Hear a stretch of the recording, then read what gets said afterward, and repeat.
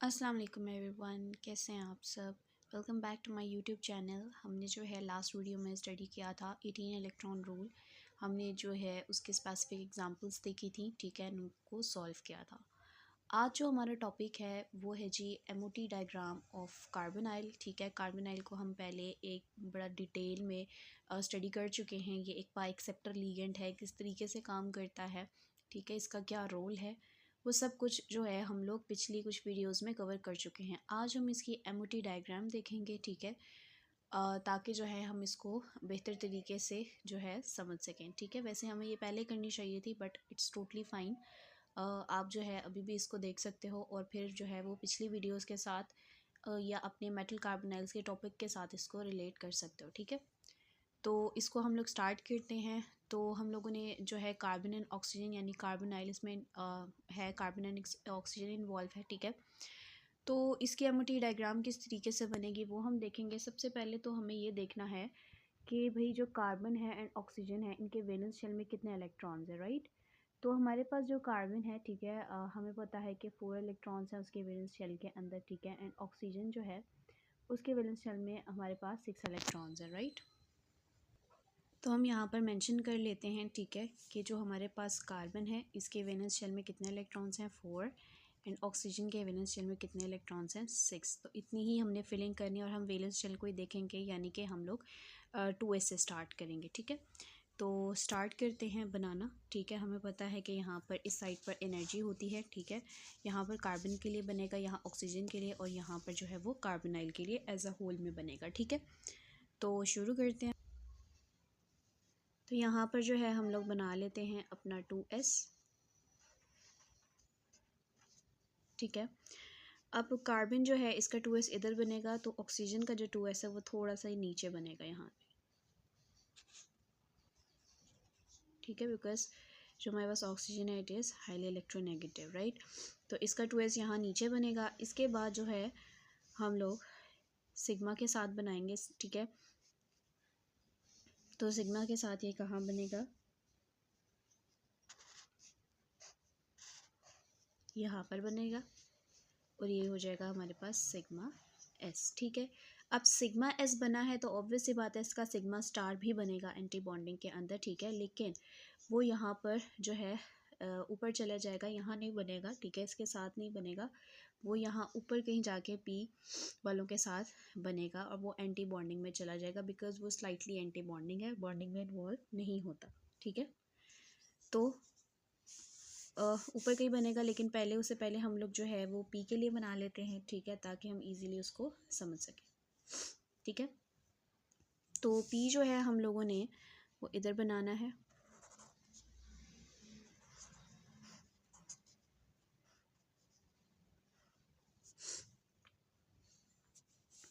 ये थोड़ा सा नीचे होगा।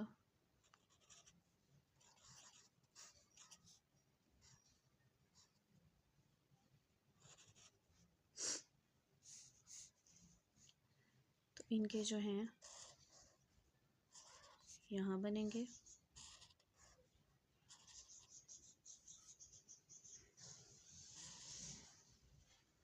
कुछ इस तरीके से यहाँ पर आ जाएगा two P Y, two P Z, ये हो जाएगा टू पी एक्स। ठीक है, एंड ये किसके हैं, ये पाए वाले हैं। ठीक हो गया। अब जाहिर सी बात है, अब यहाँ बने हैं तो इसके एंटी बॉन्डिंग में भी बनेंगे इनके। ठीक है, तो एंटी बॉन्डिंग कुछ इसका ऊपर की साइड बन जाएगा, बिल्कुल इसी तरीके से। तो क्या हो जाएगा, pi star two P Y, pi star two P X, and sorry Z, and pi star two B X. ठीक हो गया, ओके। तो अब जो हमारा हमने बाकी सारा तो बना लिया, अब हम लोगों ने सिग्मा के लिए भी तो बनाना है। तो सिग्मा का जो है क्या हो जाएगा, यहाँ से यहाँ पर बनने के बजाय वो ऊपर चला जाएगा। ठीक है, somewhere here it will be your sigma star S. Okay, and ये बेसिकली स्लाइटली एंटी बॉन्डिंग है, ठीक है, दैट्स वाई ये यहाँ पर चला गया। अब हम लोग जो है इनकी ज्वाइनिंग करवाते हैं, तो ज्वाइनिंग समहाउ ऐसे हो जाएगी।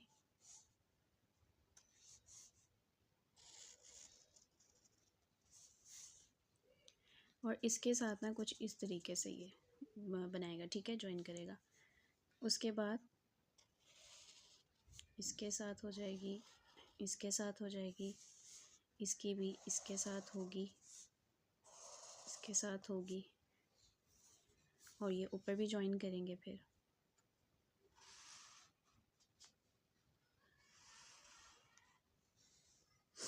ठीक है, तो पी वाले हम लोगों ने सारे कर लिए, ठीक है। अब हम लोग इनको भी कर लेते हैं आपस में, ठीक है। तो इस तरीके से यहाँ पर ज्वाइनिंग हो जाएगी इन सारों की। तो आई होप सो कि डायग्राम आपको समझ आ जाएगी कि हमारे पास ये जो सिग्मा स्टार 2s है ये एंटी बॉन्डिंग में चला गया है 2p के बिल्कुल आगे, ठीक है। अब हम इसकी फिलिंग करते हैं। फिलिंग के लिए जो है सबसे पहले हम लोग इसके कार्बन एंड ऑक्सीजन को सेपरेटली फिल करेंगे, देन हम लोग बीच में फिल करेंगे, ठीक है। तो जो हमारे पास कार्बन है, ठीक है, इसमें कितना आ जाएंगे हमारे पास 1 2 3 एंड 4, ठीक है, क्योंकि इसके वैलेंस शेल में कितने इलेक्ट्रॉन्स थे 4। अब ऑक्सीजन की अगर हम लोग देखते हैं, ठीक है, तो ऑक्सीजन में कितने थे 8, तो 1 2 3 4 5 6 7 1 2 3 4 5 6 7,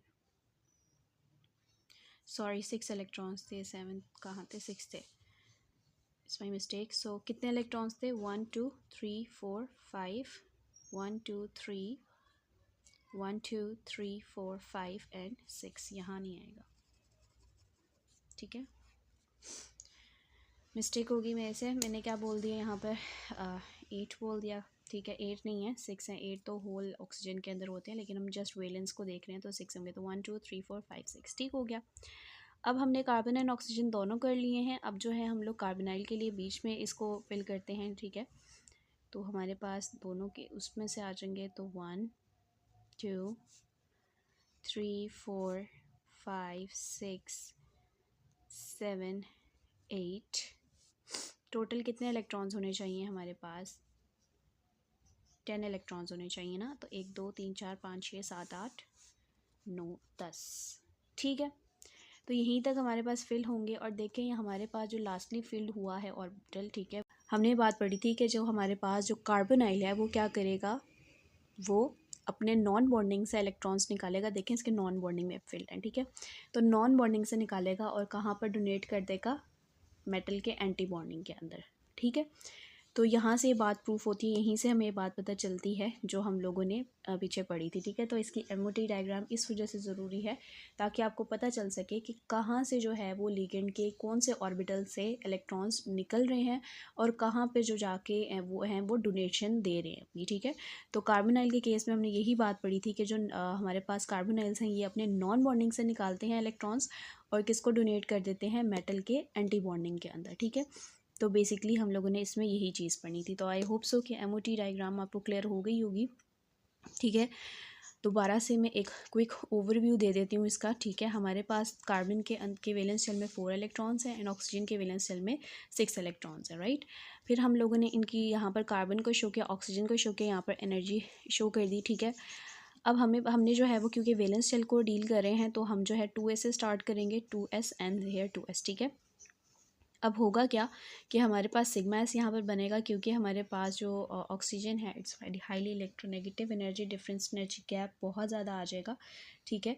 तो इस वजह से क्या हो जाएगा कि ये जो एस है ये उठ के किधर चला जाएगा, ऊपर चला जाएगा पी के पास, ठीक है, और पी से बॉन्डिंग बनाएगा ये। और ये हमारे पास जब पी के पास जाएगा तो ये नॉन बॉन्डिंग में इन्वॉल्व हो जाएगा, ठीक है। इसको स्लाइटली नॉन बॉन्डिंग भी बोलते हैं हम लोग, ठीक है। जब ये नॉन बॉन्डिंग में चला जाएगा तो क्या होगा कि पी के साथ इसकी हल्की हल्की सी हम लोग ने डॉटेड लाइन से शो कर दिया कि थोड़ी बहुत इंटरेक्शन होगी, ठीक है। उसके बाद जो है हम नॉर्मली जो पी के लिए जैसे बनाते हैं 2px 2px 2py 2pz and इसके फिर एंटी बॉन्डिंग भी बनेंगे, ठीक है, pi star 2px pi star 2py and pi star 2pz जिसके एंटी बॉन्डिंग है, राइट।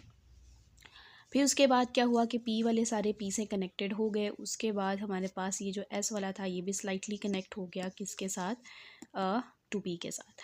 उसके बाद हमारे पास यहाँ पर आपस में ये इनका कनेक्शन हुआ है, ठीक है। तो आई होप सो कि फिर उसके बाद हम लोगों ने फिलिंग की है। जैसे हम लोगों ने पहले कार्बन के लिए देखा कि 4 इलेक्ट्रॉन्स तो 1 2 3 4, और ऑक्सीजन में 6 इलेक्ट्रॉन थे तो 1 2 3 4 5 एंड 6, ठीक है। और टोटल कितने इलेक्ट्रॉन्स हो कि 10 इलेक्ट्रॉन्स। फिर अंदर हम लोगों ने जो है 10 इलेक्ट्रॉन्स फिल किए, और लास्ट में हमने देखा कि नॉन बॉन्डिंग पे जो थे वो एक लोन पे रिजाइड करा था, और यहीं से हमें बात पता चली कि मेटल जो है अपने नॉन बॉन्डिंग से इलेक्ट्रॉन डोनेट करेगा, लिगेंड जो है वो नॉन बॉन्डिंग से अपने जो है वो इलेक्ट्रॉन्स डोनेट करेगा मेटल को, ठीक है, मेटल के एंटी बॉन्डिंग में, ठीक है। तो आई होप सो कि ये चीज़ क्लियर हुई होगी। एक और चीज़ मैं इसमें क्लियर कर दूं कि हमने जो है एक ज्वाइनिंग मिस कर दी है एस वाली के साथ, ठीक है। तो एस के साथ भी ये बॉन्डिंग करेगा ना यहाँ पर,